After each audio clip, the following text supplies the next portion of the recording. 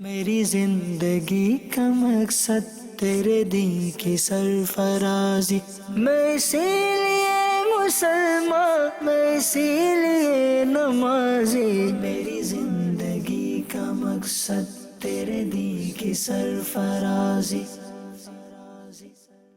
الحمد لله رب العالمين والصلاة والسلام على سيد المرسلين أما بعد فأعوذ بالله من الشيطان الرجيم بسم الله الرحمن الرحيم الصلاة والسلام عليك يا رسول الله وعلى آلك وأصحابك يا حبيب الله الصلاة والسلام عليك يا نبي الله وعلى آلك وأصحابك يا نور الله۔ پیارے اسلامی بھائیوں اور مدنی چینل کے ناظرین، پروگرام ہے اسلامی زندگی، اور آج ہم اس پروگرام میں اللہ پاک کے ایسے نیک بندوں کے واقعات سنیں گے جو بظاہر بہت عام سے لوگ نظر آتے تھے۔ آخر تک اس پروگرام میں شریک رہیے۔ آئیے سب سے پہلے درود پاک پڑھنے کی فضیلت سنتے ہیں۔ مفتی امین صاحب رحمۃ اللہ علیہ فرماتے ہیں، درود پاک پڑھنے والے کے گھر پر آفتیں اور بلائیں نہیں آتی۔ صلو علی الحبیب صلی اللہ علی محمد صلی اللہ علیہ وآلہ وصحبہ وسلم۔ گدڑی کا لال حضرت سیدنا معروف کرخی رحمت اللہ علیہ کے پاس ایک شخص نے حاضر ہو کر ان سے عرض کی، اے ابو محفوظ، یہ آپ کی کنیت ہے، میں نے اس رات عجیب چیز دیکھی۔ انہوں نے دریافت فرمایا، کیا دیکھا؟ عرض کی، میرے گھر والوں کو مچھلی کھانے کی خواہش ہوئی، میں بازار گیا اور مچھلی خرید کر ایک مزدور بچے کو ساتھ لیا کہ وہ مچھلی اٹھا کر گھر تک میرے ساتھ چلے۔ وہ میرے ساتھ چل پڑا۔ راستے میں جب اس نے ظہر کی اذان سنی تو مجھے کہا، اے محترم، کیا آپ نماز نہیں پڑھیں گے؟ گویا اس نے اچانک مجھے غفلت سے بیدار کر دیا ہو۔ میں نے کہا، ہاں کیوں نہیں، ضرور پڑھیں گے۔ اس نے مچھلی والا برتن مسجد کے دروازے پر رکھا اور مسجد میں داخل ہو گیا۔ میں نے اپنے دل میں کہا، اس بچے نے تشت کو نماز پر قربان کر دیا، تو کیا میں مچھلی قربان نہیں کر سکتا؟ بہرحال وہ نماز پڑھتا رہا یہاں تک کہ اقامت کہی گئی اور ہم نے جماعت کے ساتھ نماز پڑھی اور نماز کے بعد چند رکعتیں بھی ادا کی۔ جب باہر نکلے تو دیکھا کہ تشت اپنی جگہ موجود تھا۔ میں نے گھر آ کر یہ واقعہ گھر والوں کو سنایا تو وہ کہنے لگے، اس بچے کو ہمارے ساتھ مچھلی کھانے کی دعوت دیں۔ جب میں نے اسے دعوت دی تو اس نے کہا، میں روزے سے ہوں۔ میں نے اس سے کہا، پھر تم ہمارے ہاں روزہ افطار کرو۔ اس نے کہا، مجھے آپ کی دعوت قبول ہے، اب مجھے مسجد کا راستہ دکھا دیجئے۔ میں نے اسے راستہ دکھایا تو وہ مسجد میں جا کر بیٹھ گیا۔ جب ہم نے نماز مغرب ادا کر لی تو میں نے اس سے کہا، اب ہمارے گھر چلیے۔ اس نے جواب دیا، نماز عشاء پڑھ کر چلیں گے۔ نماز عشاء پڑھنے کے بعد میں اس کو اپنے گھر لے آیا، جس میں 3 کمرے تھے۔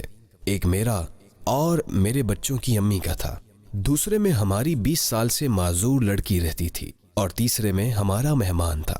رات کے آخری حصے میں میں اپنی بیوی کے پاس بیٹھا ہوا تھا کہ اچانک کسی نے دروازہ کھٹکھٹایا۔ میں نے پوچھا، کون ہے؟ تو باہر سے آواز آئی، میں آپ کی فلاں بیٹی ہوں۔ میں نے کہا، وہ تو 20 سال سے معذور ہے اور گھر میں پڑا ہوا محض گوشت کا ایک ٹکڑا ہے، وہ کیسے سیدھی ہو کر چل سکتی ہے؟ یہ سن کر وہ کہنے لگی، میں آپ کی وہی بیٹی ہوں، آپ دروازہ تو کھولیں۔ جب میں نے دروازہ کھول کر دیکھا تو بالکل سیدھی کھڑی تھی۔ ہم نے اس سے کہا، ہمیں بتاؤ کہ تم کیسے شفایاب ہوئی ہو؟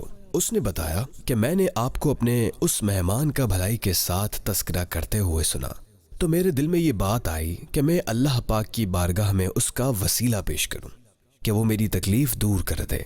میں نے عرض کی، یا اللہ پاک، تیری بارگاہ میں ہمارے اس مہمان کی عظمت کا صدقہ میری تکلیف دور فرما اور مجھے عافیت عطا فرما۔ یہ دعا کرتے ہی میں سیدھی کھڑی ہو گئی، جیسا کہ آپ مجھے دیکھ رہے ہیں۔ اس کی یہ بات سن کر میں اپنے مہمان کی طرف گیا تو گھر میں اس کو نہ پایا۔ دروازے پر آیا تو اس کو بھی بند پایا۔ یہ سارا واقعہ سماعت فرمانے کے بعد حضرت سیدنا معروف کرخی رحمت اللہ علیہ نے ارشاد فرمایا، ہاں واقعی اولیاء کرام رحمت اللہ علیہم اجمعین میں چھوٹے بڑے سبھی ہوتے ہیں اور یہ بھی انہی میں سے تھے۔ پیارے اسلامی بھائیوں، معلوم ہوا کہ کسی کے ظاہری لباس وغیرہ کو دیکھ کر اسے حقیر نہیں سمجھنا چاہیے، کہ کوئی بھی اللہ پاک کا ولی ہو سکتا ہے۔ آئیے اسی سے ملتے جلتے مزید واقعات ملاحظہ کیجیے۔ حضرت سیدنا ابراہیم آجری کبیر رحمت اللہ علیہ فرماتے ہیں، سردیوں کے دن تھے، میں مسجد کے دروازے پر بیٹھا ہوا تھا کہ قریب سے ایک شخص گزرا جس نے 2 گدڑیاں اور رکھی تھیں۔ میرے دل میں بات آئی کہ شاید یہ بھکاری ہے، کیا ہی اچھا ہوتا کہ یہ اپنے ہاتھ سے کما کر کھاتا۔ جب میں سویا تو خواب میں 2 فرشتے آئے، مجھے بازو سے پکڑا اور اسی مسجد میں لے گئے۔ وہاں ایک شخص 2 گدڑیاں اوڑے سو رہا ہے۔ جب اس کے چہرے سے گدڑی ہٹائی گئی تو یہ دیکھ کر میں حیران رہ گیا کہ یہ تو وہی شخص ہے جو میرے قریب سے گزرا تھا۔ فرشتوں نے مجھ سے کہا، اس کا گوشت کھاؤ۔ میں نے کہا، میں نے اس کی کوئی غیبت تو نہیں کی۔ کہا، کیوں نہیں؟ تو نے دل میں اس کی غیبت کی، اس کو حقیر جانا اور اس سے ناخوش ہوا۔ حضرت سیدنا ابراہیم آجری کبیر رحمت اللہ علیہ فرماتے ہیں، پھر میری آنکھ کھل گئی، خوف کی وجہ سے مجھ پر لرزہ طاری تھا۔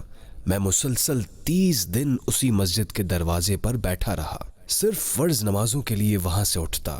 میں دعا کرتا رہا کہ دوبارہ وہ شخص مجھے نظر آ جائے تاکہ اس سے معافی مانگوں۔ 1 ماہ بعد وہ پر اسرار شخص مجھے نظر آ گیا، پہلے کی طرح اس کے جسم پر 2 گدڑیاں تھیں۔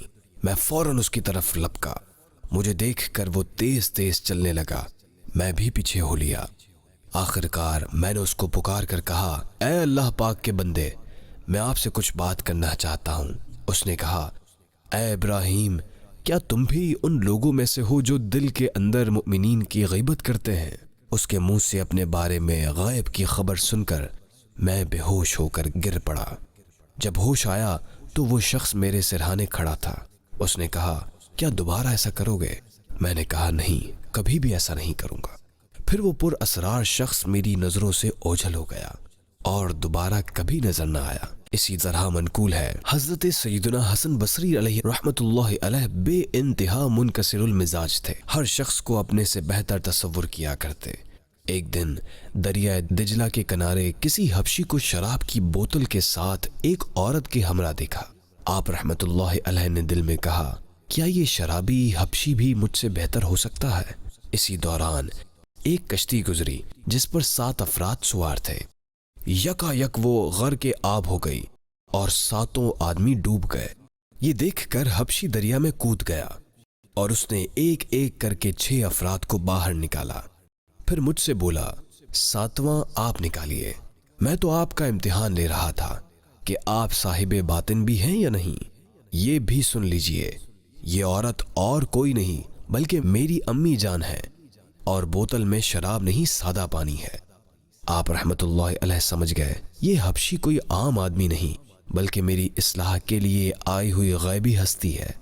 لہٰذا آپ رحمت اللہ علیہ نے اس کا احترام کیا اور دعا کی درخواست کی۔ اس نے دعا دی، اللہ پاک آپ کو نور بصیرت یعنی دل کی نظر کے نور سے نوازے۔ اس کے بعد آپ رحمت اللہ علیہ نے کبھی بھی خود کو کسی سے بہتر نہیں سمجھا، یہاں تک کہ ایک بار کسی نے استفسار کیا کہ کتا بہتر ہے یا آپ؟ فرمایا، اگر عذاب سے نجات پا گیا تو میں بہتر، ورنہ کتا مجھ جیسے سینکڑوں گناہ گاروں سے بہتر ہے۔ اللہ پاک ہمیں بھی دوسروں کو حقیر سمجھنے سے بچنے کی توفیق عطا فرمائے۔ پیارے اسلامی بھائیوں، آج کے پروگرام کا وقت اختتام کی طرف بڑھ رہا ہے۔ اللہ پاک آج کے پروگرام سے حاصل ہونے والے نصیحت بھرے مدنی پھولوں پر ہمیں عمل کی توفیق عطا فرمائے۔ آئندہ سلسلے میں انشاء اللہ الکریم کسی اور موضوع کے ساتھ دوبارہ حاضر ہوں گے۔ تب تک کے لیے اجازت دیجیے، مدنی چینل دیکھتے رہیے۔ صلو علی الحبیب صلی اللہ علی محمد صلی اللہ علیہ وآلہ وصحبہ وسلم۔ میری زندگی کا مقصد تیرے دین کی سرفرازی، میں اسی لیے مسلمان، میں اسی لیے نمازی۔ میری زندگی کا مقصد تیرے دین کی سرفرازی۔